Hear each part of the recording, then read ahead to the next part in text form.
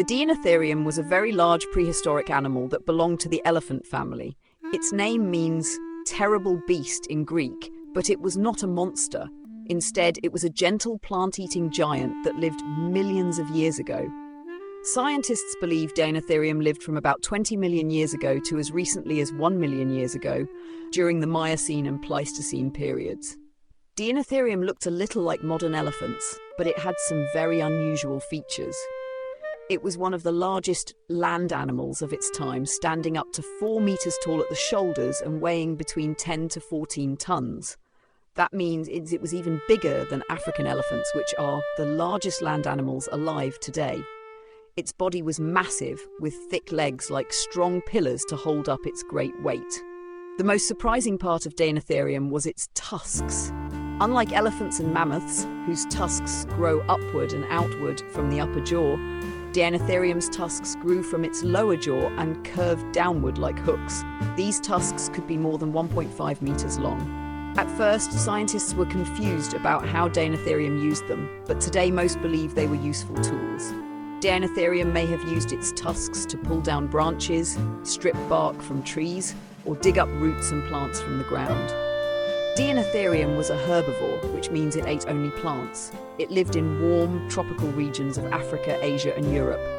Fossils show that it preferred areas with forests, woodlands, and grasslands. These places gave it plenty of leaves, fruits, bark, and roots to eat.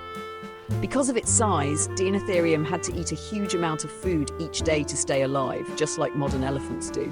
Scientists think Deinotherium lived in herds, much like elephants today. Living in groups helped them protect their young, called calves, and also made it easier to find food and water. They were probably social animals, communicating with sounds and movements, although we cannot know for sure. Even though Deinotherium was a giant, it was not aggressive unless it had to protect itself or its family. Its huge size made it safe from most predators. Only young or sick animals might have been at risk from large carnivores of that time. Deinotherium eventually went extinct about 1 million years ago. The exact reasons are not fully known, but there are a few likely causes.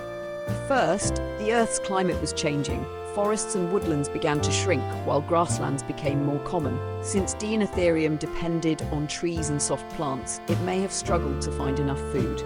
Second, other elephant relatives, such as mammoths and early elephants, were better adapted to the new environments and may have competed for resources. Over time, Deinotherium could not survive these changes. Today we know about Deinotherium because of the fossils that have been discovered across Europe, Asia, and Africa. Its giant skulls, teeth, and especially its downward curved tusks give us clues about how it lived.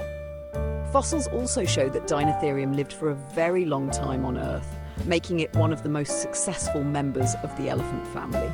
Deinotherium is important because it helps us understand the history of elephants and how they evolved over millions of years.